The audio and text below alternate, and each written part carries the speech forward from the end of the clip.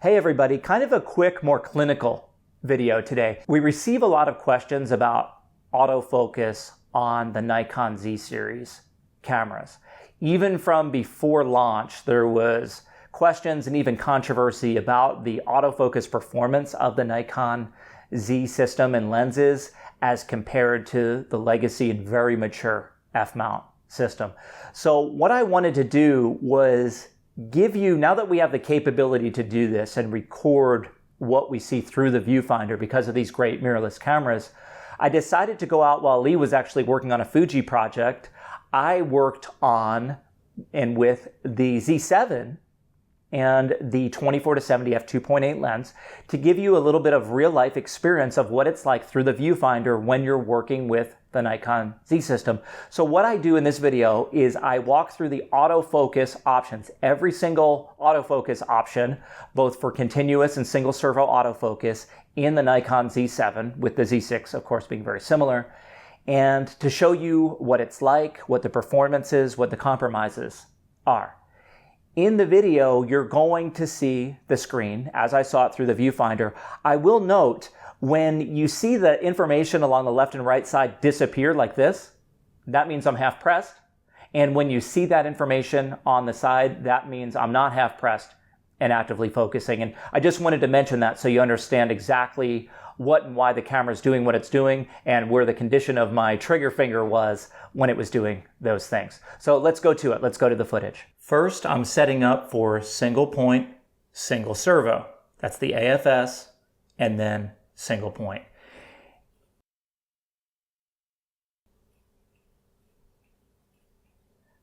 When you half press the shutter button in this case, you can see this square turns to green. You can see that I'm half pressed, and now that I'm not, because of those, again, because of those icons on the side. So I've half pressed on Leigh, I've moved over to the water, she'll still be in focus. This is focus and recompose. This is how a lot of cameras work. I took a picture there, which is why it blanked out for a second. And I'm just moving around, not half pressed, focused on that grass. Super simple. Now you'll see there when I went on the horizon, it kind of hunted a little bit, kind of snapped in there. The Z series is using a combination of phase and contrast detect autofocus, and to get the best focus, depending on the circumstances, it might need to wiggle the focus a little bit to figure out exactly where it needs to go. But it does a very good job. We are using a fast lens here, an f2.8 lens, so it's got that much more light to work with. If you're using the FTZ adapter and something like the 200 to 500 f5.6, the camera might struggle a little more to get into focus. Let's go over to Pinpoint now. Still single servo. You'll only get Pinpoint in single servo focus. Now you can see here, I believe Pinpoint is only using contrast detection. I've never gotten a pure straight answer on that. I think the manual says that it uses contrast detect, but it doesn't say only. But I think it is only because you'll see in a lot of circumstances here, it will very briefly hunt in and out before it locks on the spot. And I've got no contrast there when I focused in the middle of her head, so it all looked dark, but when I went to the edge, it popped in.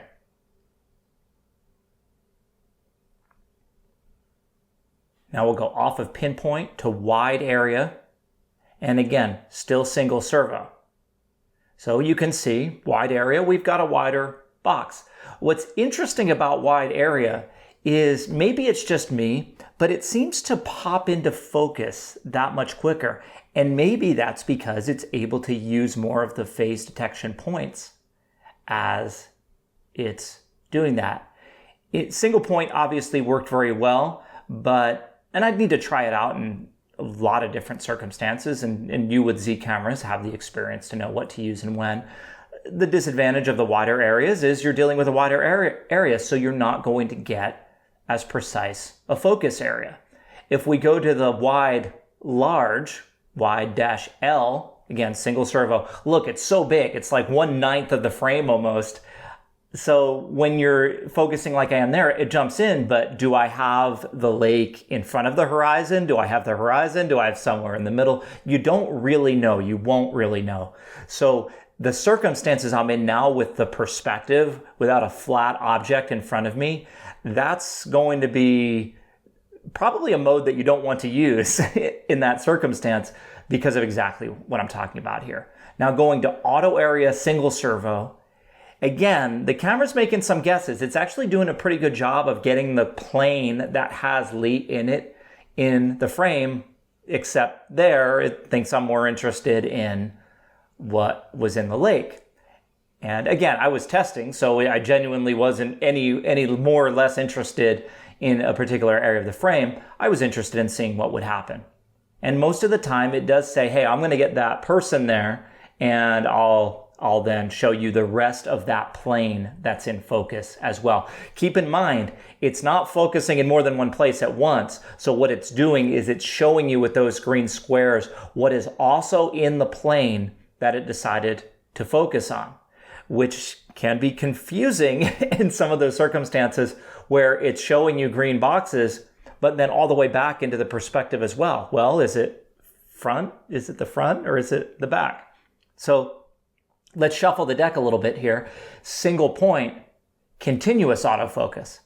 As I'm half pressed, it's going to continually focus. It doesn't give me a green box. You'll notice it's red the whole time, but you should be able to see visually that it's keeping up very well with where I point the camera while I'm half pressed. It's not the best in the world. It's not like a D5 or D500, but it finds its way there very quickly. The way that it does work and finds its flow and moves with a certain grace is I do like it for video, and the way that it's not too fast but not too slow. It's smooth, I would say. Dynamic area, it's going to keep focus. I really don't have birds flying around here, so I'm just giving you a little bit of a taste of it. You don't have all the configurable number of dynamic area points like you do with some of the better DSLRs, but you get enough where it's going to help you track an object as you move focus around. Eventually it will give up and it will just start focusing where you've moved the camera. But if you're following a bird and it goes behind a pole, but you're continuing to follow the bird, it should continue with the flow of the bird or the object, soccer player, football player, whatever, as long as it's sort of in that region with those little dots around the focus area. So I experimented. I moved the camera, instead of Leigh moving, I moved the camera around just to show you that effect. And again, still in continuous, we'll go to the wide area. This is the smaller wide area. And I'm half pressed now, and I'm moving around, and it's performing largely as I'd expect, which is performing exactly as it should as well. When you see the box moving, it means I'm moving the focus area joystick. And when you see it black out for a second, it means I liked what I saw and I took a picture. And now we'll go to the wide large.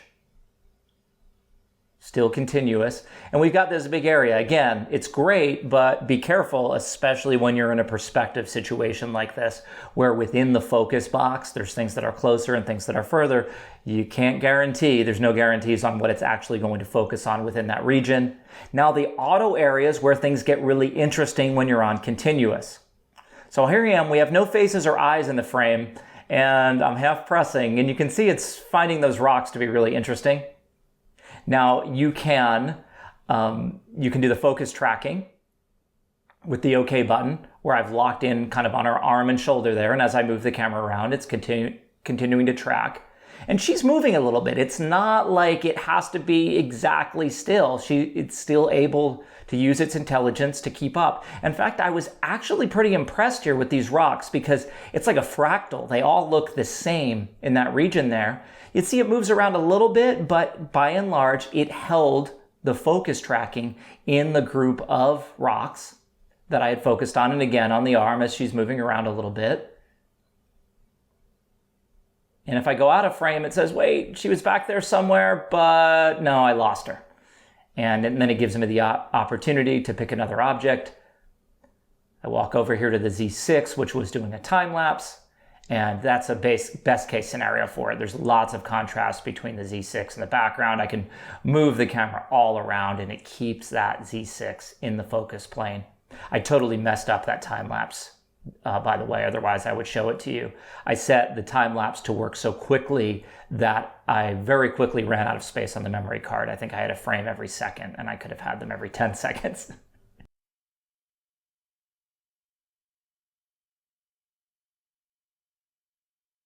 Here we go with Leigh with the auto area continuous, and now we'll get some face and eye tracking involved. She turned around. I didn't do anything. I'm not even half pressed. And it picked up on her eyes, and when it can't find the eyes, it finds the face. She looks up, she turns away, it's got the head, she turns back, it's got the eye. When you see the arrow, it means you can switch to the other eye. When it momentarily lost the eye and the shadows there, you have the face, like now. It's really keeping up. It's doing a really good job. She's got the camera, there it's to the face. It's kind of on the hand there because it lost the face, but there it goes with the eye again. And there we go. She turns around, it's still keeping the head, and then I turn the camera away. And then I think just for kicks, I went and focused on our Atlas packs. Lots of contrast there, no problem for the Z series camera. This is the Z7, by the way.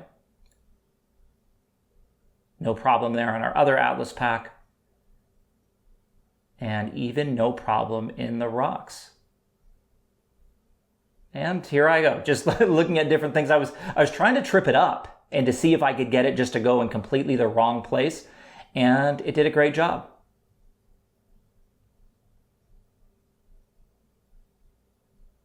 All right, everybody, thanks a lot. And if you have any questions, let me know down in the comments. I certainly didn't go through all the technicals, but I wanted to give you a practical idea of how your autofocus options work on the Z6 and Z7 for still photography.